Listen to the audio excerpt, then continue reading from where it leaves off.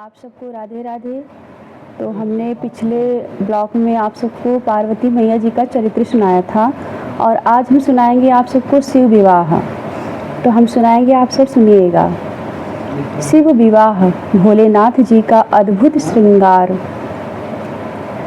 लगे संवारन सकल सुर, वाहन विविध विमान। हो ही सगुन मंगल सुभद, करही अप्सरा गान। जितने देवता थे सब अपने अपने विमान को सजाने लगे। बारात चलना है एकदम चमाचम और भोलेनाथ का कोई ध्यान ही नहीं दे रहा है।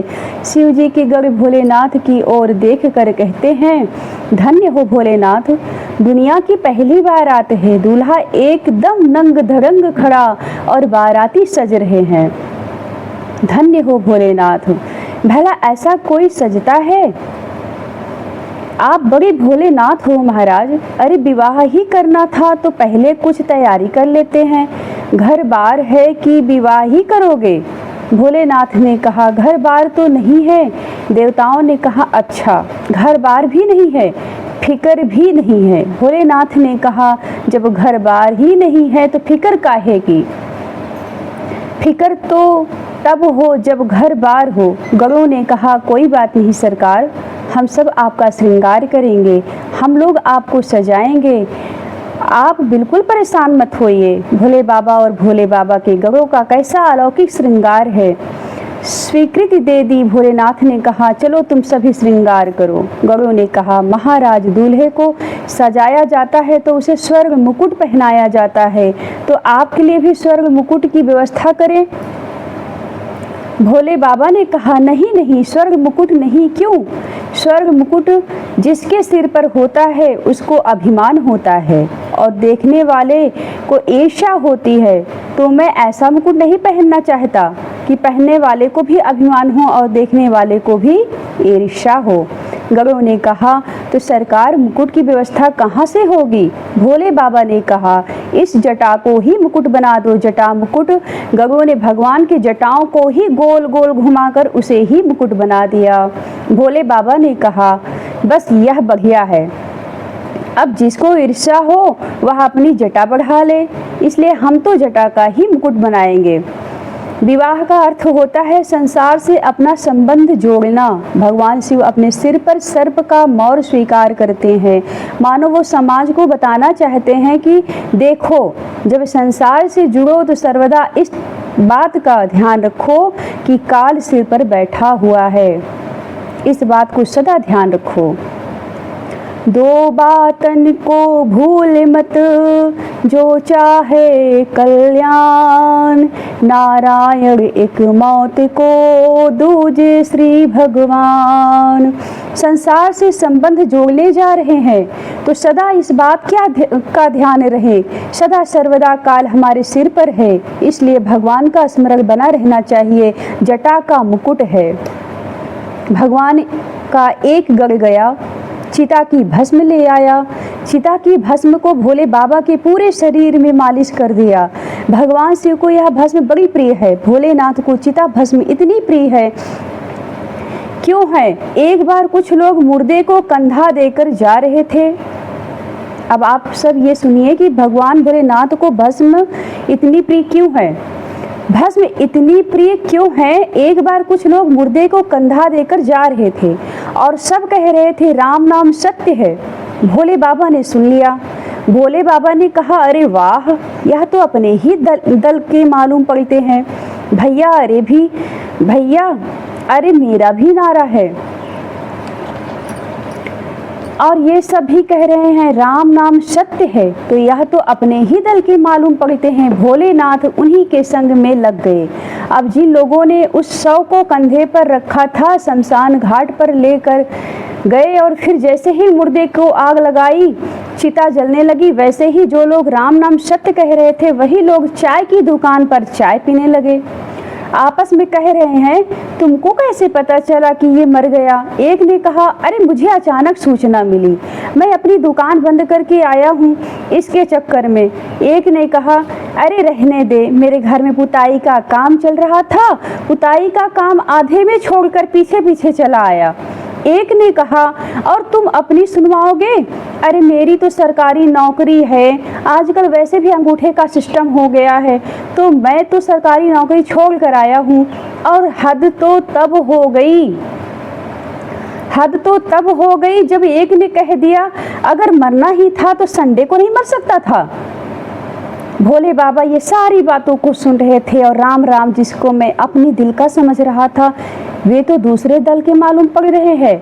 जैसे ही चिता में आग लगाई, इनकी तो विचारधारा ही बदल गई।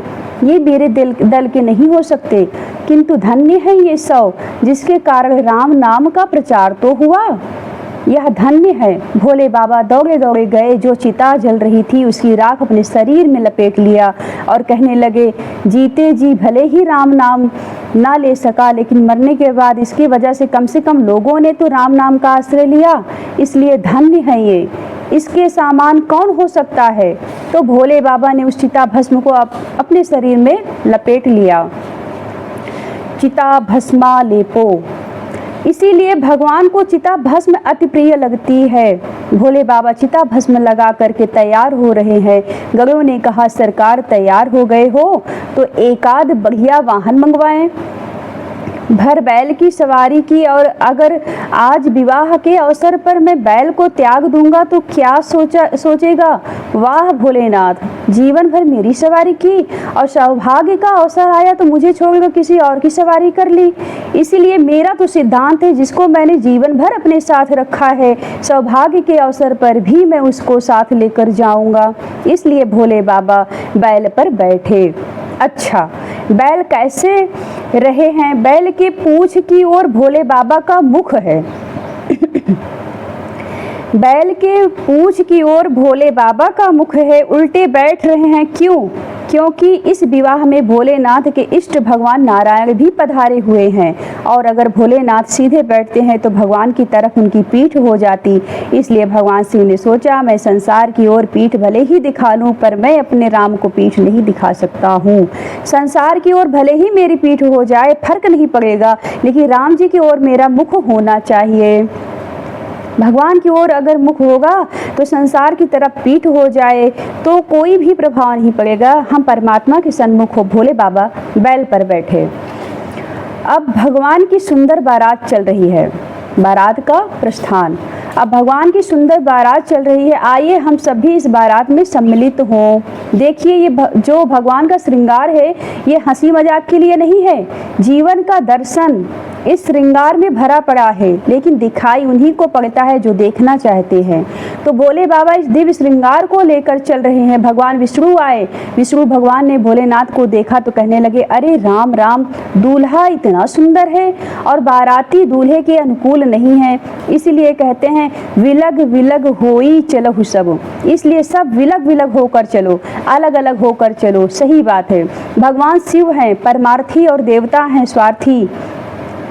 भगवान शिव है परमार्थी और देवता है स्वार्थी। स्वार्थी अगर परमार्थी के संग चलेंगे तो कहाँ शोभा बनेगी? महाराज, परमार्थी के संग तो नवधा भक्ति चलेगी। इसलिए भोलेनाथ ने कहा, जाओ मेरे निज समाज को बुलाओ। श्रृंगी दौड़ा दौड़ा गया, किसी कुएं में झांक कर कहा, जितने भूत प्रेत हैं सब चलो भोले बाबा की बारात में जल्दी। और भूत प्रेत दौड़ पड़ते हैं और कहते हैं, धन्य हो मेरे भोलेनाथ, संसारियों को पता चल जाए हम घर में हैं तो बोतल में बंद करवा के जमीन में गड़वा देते हैं। और धन्य है हमारे भोले बाबा का स्वभाव, अपने बारात में हमको सम्मिलित कर रहे हैं। सारा समाज भोलेनाथ का एकत्रित हो गया। और कैसा अद्भुत समाज है, भोलेनाथ की अद्भुत बारात। को मुखहीन विपुल मुख काहू, बिनु पद कर को बहुपद बाहू। विपुल नयन को नयन विहीना, हृष्ट पुष्ट को अति तन खीना। और नवी पंक्ति में वो चल रहे हैं जिनके मुख नहीं है। कोई श्रीकाल के जैसा है, कुत्ते के जैसा है, सुअर के जैसा है। वे नवी पंक्ति में चल रहे हैं। जानते हैं यह 9 पंक्तियाँ कौन कौन है? यह साक्षात नवधा भक्ति ही 9 पंक्तियों में विभक्त करके श्रद्धा और विश्वास के परिलय की साक्षी बनने के लिए जा रही है। नवधा भक्ति ही नहीं, 9 पंक्तियों में विभक्त है। को मुखहीन, ये श्रवण भक्ति है। श्रवण के लिए कानों की आवश्यकता होती है, मुख की नहीं होती है।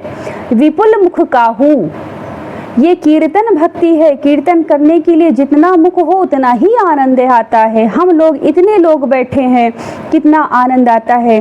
तो दूसरी पंक्ति में भोलेनाथ का जो समाज चल रहा है, जिनके मुख से मुख हैं, ये कौन सी भक्ति है?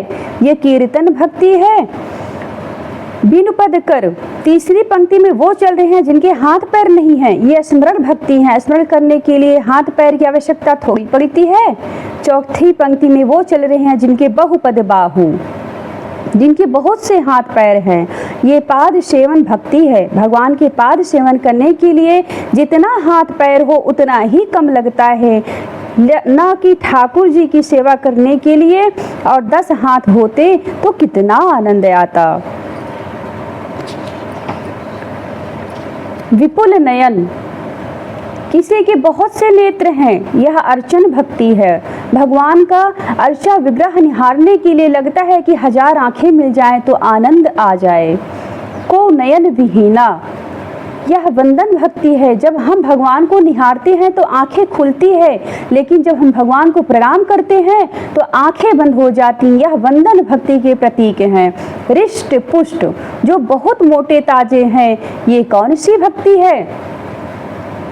श्रवणं कीर्तनं विश्वो स्मरणं पाद सेवनं अर्चनं वंदनं दास्यं सख्य आत्मनिवेदनं, यह दास्य भक्ति है।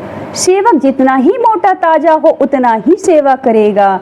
जब सेवक ही 2 हड्डी का है तो भला सेवा क्या करेगा? जो रिष्ट पुष्ट हैं वो किसके प्रतीक हैं? कि दास्य भक्ति के प्रतीक हैं। और अंत में 9वीं पंक्ति में वो चल रहे हैं जिनके मुख नहीं है। कोई श्रीकाल के जैसा है, कुत्ते के जैसा है, कोई सुअर के जैसा है। ये आत्मनिवेदन भक्ति है। जब अपने आप को ही प्रभु के चरणों में समर्पित कर दिया तो क्या फर्क पड़ता है कि हमारा मुख कैसा है। तो ये नवधा भक्ति ही पार्वती माता के विवाह में सम्मिलित होने जा रही है। इसलिए नारायण भगवान कहते हैं अलग अलग होकर चलो। शिव जी परमार्थी, अब शिव जी का समाज है वो चल रहा है।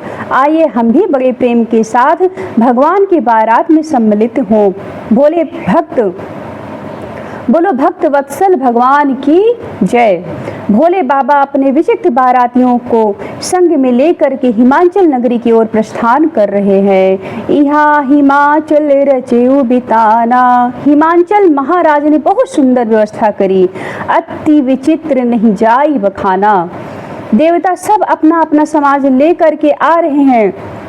सबसे पहले आज इंद्र अपने समाज को लेकर पहुंच गए हैं। अब इधर आगवानी करने के लिए बालक वृद्ध बारात को देखने के लिए खड़े हैं। बालक दौड़ पड़े। बालकों ने जब इंद्र की शोभा को देखा, बालक सब कहने लगे भैया हो ना हो दूल्हा सरकार यही लगते हैं, देखो तो कितने सुंदर लग रहे हैं। एक ने कहा चलकर पूछो तो सही, ऐसे ही मन में थोड़ी ना निर्णय करना चाहिए। अच्छा ठीक है।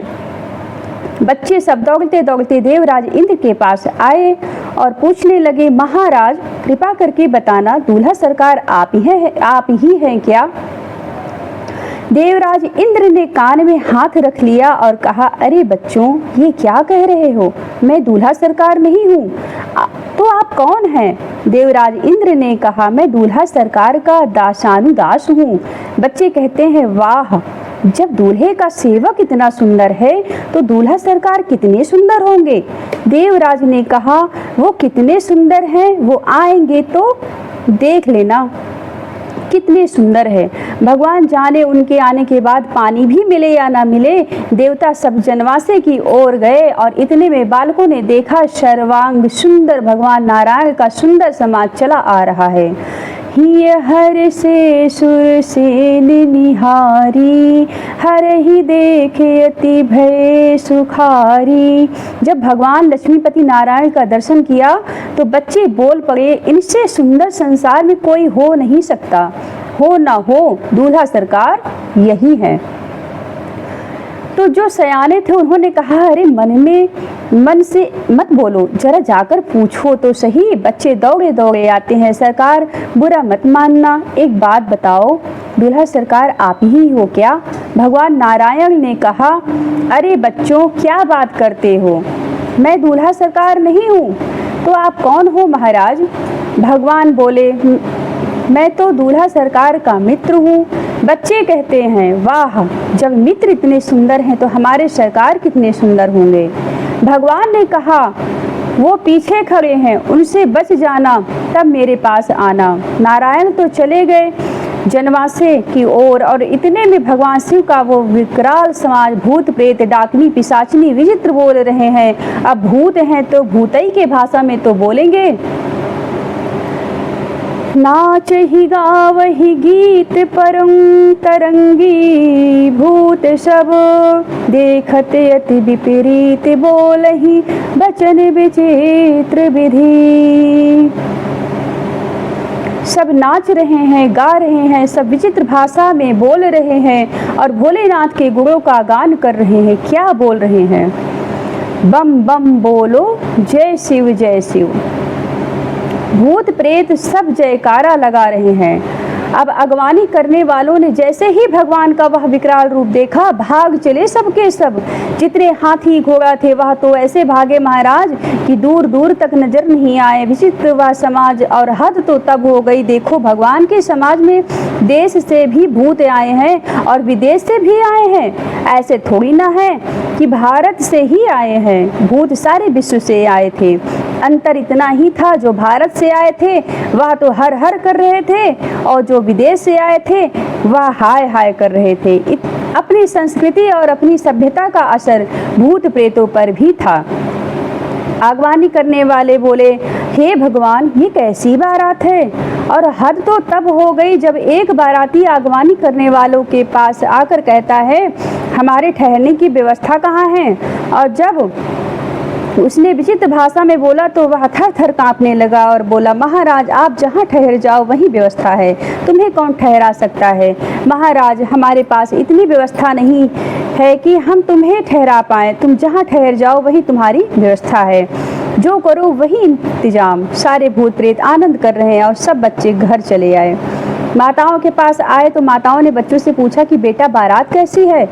बच्चों ने कहा, माँ, वह बारात नहीं है, साक्षात यमराज जी की सेना है। अच्छा, तो दूल्हा कैसा है? बच्चे कहते हैं, वह साक्षात यमराज हैं। हमारा परम सौभाग्य है, हम जीवित बच गए। तुम तो बारात देखने जाना नहीं माँ, अगर उस बारात का दर्शन किया तो जीवित नहीं बचोगी। तो माताएं बच्चों को समझाती हैं, देखो, घबराने की जरूरत नहीं है, यह साक्षात भोलेनाथ का विवाह है और भोलेनाथ के विवाह में तो यह सब होता ही रहता है। बच्चों ने कहा, खूब दे दो उपदेश माँ, जब पड़ोगी सामने तब पता चलेगा, अभी खूब उपदेश करो। यही माताएं मैना जी के पास गईं और मैना जी ने सुंदर आरती की थाली सजाई और भगवान भोलेनाथ के सामने मैना जी सुंदरी आरती की थाल लेकर पहुंच गई और सखियां सुंदर सुंदर गीत गा रही हैं। मैना जी आरती उतारे तो कैसे? भोले बाबा उल्टे बैठे हैं। अब भोलेनाथ की पीठ मैना जी को दिखाई पड़ रही है, तो आरती उतारे तो कैसे? भगवान शिव का एक गढ़ था, उसने कहा, देखो, भगवान की आरती उतारनी है तो एक काम करो, बैल को उल्टा करो, भोलेनाथ अपने आप सीधे हो जाएंगे। अब बैल को उल्टा करने से पहले बैल की पूजा की गई, अक्षत हल्दी लगाया गया। भोलेनाथ प्रसन्न हो गए कि मेरी पूजा हो ना हो, मेरे नंदी की तो पूजा हो गई, यही पर्याप्त है। जैसे बैल को उल्टा घुमाया तो भोलेनाथ सीधे हो गए। मैना जी ने आरती थाल ऊपर उठाई, भगवान के सिर पर मणिधर सर्प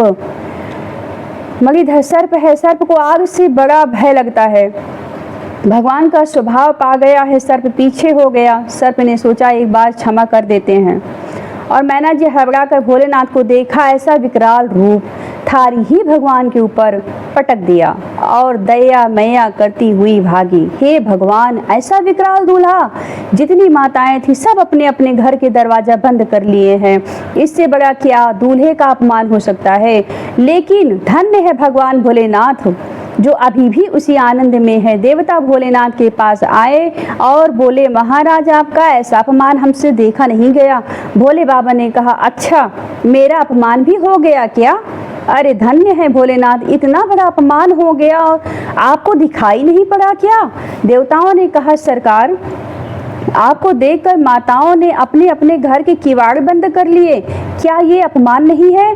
भोले बाबा ने कहा, अरे राम राम, मुझे लगा इस देश की परंपरा है कि दूल्हे को देखकर जितनी माताएं हैं अपने अपने घर के दरवाजे बंद कर लेती हैं, मुझे क्या पता। देवताओं ने कहा, धन्य है महाराज, अरे आपको देखकर दीपक बुझ गया, ये आपका अपमान नहीं है? भगवान शिव ने कहा, देवताओं, जिसके सिर पर द्वितीया के चंद्रमा विद्यमान हो उसे देखकर दीपक बुझेगा नहीं तो क्या होगा? मुझे दीपक दिखा रही हैं, मेरे सिर पर ही द्वितीया का चंद्रमा विद्यमान है, दीपक को बुझना ही पड़ेगा। अरे महाराज, आपको देखकर पानी का पात्र गिर गया, जल से भरा पात्र गिर गया, आपका अपमान नहीं हुआ? भोले बाबा ने कहा, देवताओं, जिसके सिर से गंगा रूपी राम भक्ति की धारा प्रकट हो रही हो तो उसे कोई लोटे से जल देगा तो क्या होगा? देवताओं ने कहा, धन्य हो महाराज, आपको देखकर आपकी सासू माँ डर गई। भोले बाबा ने कहा, यही तो बात है, मेरी सासू माँ मुझसे देखकर नहीं डरी, इस सर्प को देखकर डरी। जीव जब काल की ओर देखता है तो भयभीत हो जाता है और जब महाकाल की ओर देखता है तो निर्भय हो जाता है। मेरी सासू माँ ने अगर मुझे देखा होता तो निर्भय हो जाती, वह तो भयभीत इसलिए हुई कि मुझे ना देखकर इस सर्प को ओर देखा। धन्य है सरकार, आपको मान अपमान से कोई फर्क पड़ने वाला नहीं है। इधर मैना जी को शोक हुआ। नारद जी महाराज आए। नारद जी ने क्षण भर में भय को समाप्त किया और मैना जी से कहा, मैना जी, जिसको आप अपनी बिटिया समझ रही हैं, असल में वो आपकी बिटिया नहीं है, वो सारे जगत की माँ है। भोलेनाथ का विवाह। मैना सत्य सुनहु मम बानी, जगदम्बा तव सुता भवानी। जिसको आप अपनी बिटिया समझ रही हो, ये सारे जगत की माँ है, इसलिए उसका भार अपने ऊपर लेने की आवश्यकता नहीं है। अपना भी भार उन्हीं के चरणों में समर्पित कर दो, कल्याण हो जाएगा। सारा विषाद समाप्त हुआ। भूत प्रेतों ने कहा, महाराज, हम तो अब पहले भोजन करेंगे, विवाह होवे या ना होवे बात की बात है।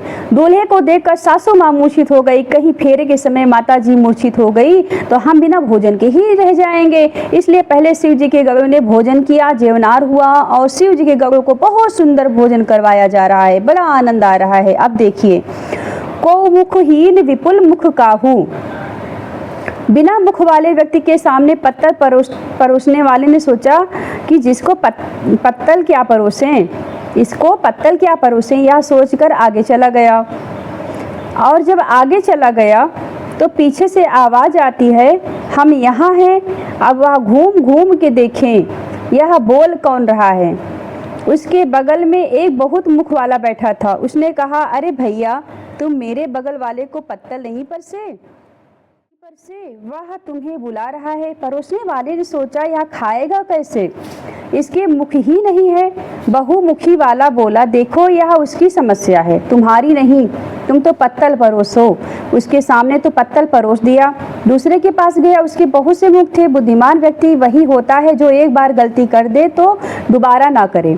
तो उसने जितने मुख थे उतने ही पत्तल परोस दिए। परिक्रमा लगा करके, लो महाराज खाओ। एक व्यक्ति खीर लेके आया। वह इतना डरा हुआ था कि उसने दूर से बांस में करछुल बांधकर दूर से ही खीर परोसने लगा, लो खाओ। उसने सोचा, अगर झपटे तो केवल डंडा ही जाएगा, हाथ तो सलामत रहेगा। क्या आनंद हो रहा है, बहुत आनंद हो रहा है। बड़ी प्रेम से भोलेनाथ का विवाह संपन्न हो रहा है। माताएं गा रही हैं, सुंदर जेवनार हुआ, फिर भोलेनाथ का सुंदर विवाह। भोलेनाथ ब्राह्मणों को प्रणाम करके सुंदर आसन पर बैठे हैं। साक्षात वेद ही ब्राह्मण के रूप में बैठे हैं। शिव पार्वती का विवाह संपन्न कर रहे हैं। बड़े प्रेम से माता पार्वती और भोलेनाथ का विवाह संपन्न हुआ। देवताओं ने जय जयकार किया। हर गिर जाकर भयउ विबाहु, सकल भुवन भरी रहा उछाहू। भगवान शिव और माता पार्वती का विवाह बड़े प्रेम से संपन्न हुआ।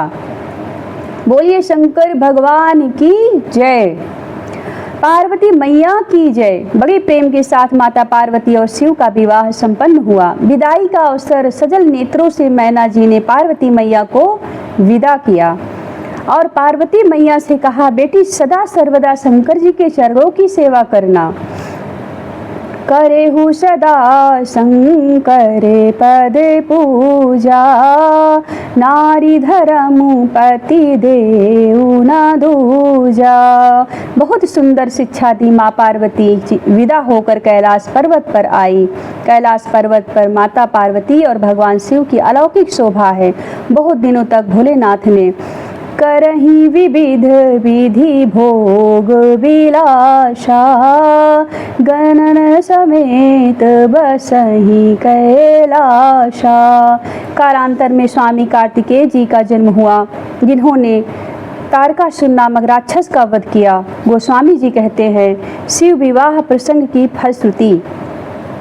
गोस्वामी जी कहते हैं, यह उमा शंभु विबाहु जे, नर नारी कहीं जे गावही। यह उमा शंभु विबाहु जे, नर नारी कहीं जे गावही।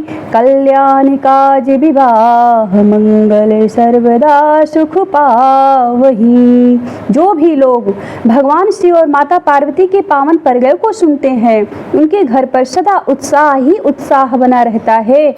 ऐसे भगवान की कृपा से हम लोगों ने बड़े प्रेम से भगवान शिव और माता पार्वती के विवाह की चर्चा को श्रवण किया। बोलो भोलेनाथ बाबा की जय, माता पार्वती की जय। राधे राधे, जय श्री कृष्णा। आप सबको मेरा ये वीडियो अच्छा लगा हो तो लाइक शेयर सब्सक्राइब जरूर कीजिएगा। जो भी गलती हुई हो उसके लिए हम क्षमा चाहते हैं। जय श्री कृष्णा। ओम नमः शिवाय।